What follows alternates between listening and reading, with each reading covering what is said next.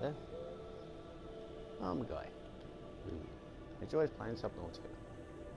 And I put a video out, my first public video, about something that I discovered in Subnautica that is just an interesting mechanic.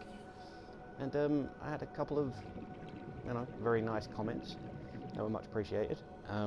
Shout outs to Captain Ragealot and Schmonkle for their suggestions that the previous video really could have been maybe better if it was two separate videos. And so I guess I took their advice, and hopefully this is a short and sweet and focused first video about what the original title was. So here's this weird trick that I found in Subnautica. So I found that you can basically pick up and move into your base when you shouldn't be able to, effectively. Any given item you can pick up that's droppable. Actually, I'll amend that. There's one kind of item that you cannot pick up with a propulsion cannon, because I've tried this. You can't pick up alien tablets with a propulsion cannon. I assume it's to stop you from trying to grab them through a force field and pull them through a wall or something. But anyway, so here is a lump of uraninite. So get your propulsion cannon, grab your item, and the reason this works, or at least the method in how you do this, involves you need a moon pool, and it seems to be based on, in the earlier versions of the game, you couldn't jump out of a moon pool. You always had to use the ladder, or you could swim and use a sea glide, which would give you enough speed to jump out of the moon pool. And since the big update a couple of years ago, I assume it's a quality of life adjustment that was made, which adjusted the buoyancy in the moon pool, meaning that if you swim and use your ascent at the same time, you have enough speed to jump out of the moon pool.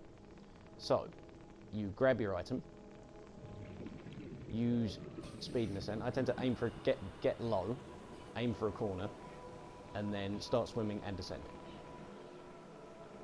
There you go. So we're now inside with a propulsion cannon with an item, which you can't do. And another thing I found is the nuclear waste bin makes a nice plinth to put things on, should you be so inclined to do so. So here is a conveniently placed one. Here's one that I made earlier. As you can see, we can line this up, and you'll see that you can kind of rotate the object based on what it's in contact with. So you can kind of maneuver it, but if you do it too quickly, if it gains too much momentum, it will spin around a lot, and you have to kind of stop it.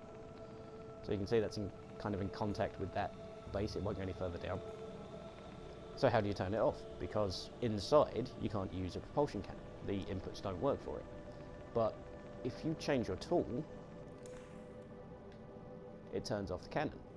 And there we go. Here is our displayed uraninite crystal. And the upshot of this trick is you must use a moon pool, and you can't take that object up and down ladders or open bulkheads.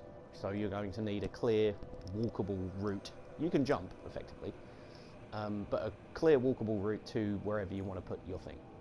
And one other thing of note is, should you be moving more than one thing inside, and you have something else, as you can see, I can't pick that up with the actual cannon itself right now.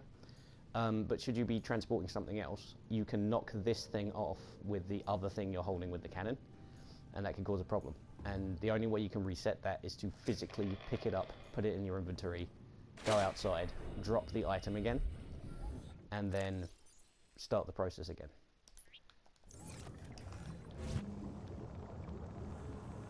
And the reason I'm going to pick this up again is to show you the one other issue I found with this, which is... Welcome aboard, Captain. If you are moving this object and you have it orientated in a way that you would like, or oriented in a way that you would like, and you're trying not to bump it against things, I found going around this corner, particularly with very small objects, there's a little bit of a clipping problem where modules fit together. You see how the beam is going through the wall, and the uraninite crystal is stuck against the inside of the moon pool. If you have a small enough object and it gets kind of within this sort of area here, this little flat bit where it's connected to the moon pool, that object can go through the wall and end up on the other side of the window. I had that happen with a battery, and I had to kind of back up and let it sort of slide back through the gap and pull it back into the room. So why would you want to do this? That's going to be covered in the next video. So hopefully that was a bit more concise. Let's just swap tools again. There we go. Nice. If you're lucky, you get to hover, which is pretty cool. In the next video, I'll show you why that was important to me and how I used it to build a museum of Subnautica inside of Subnautica. So if that interests you, feel free to watch the next one. I hope that's been helpful. You know, and again, thanks to for the suggestions. That was great. I'll see you in the next one. Bye.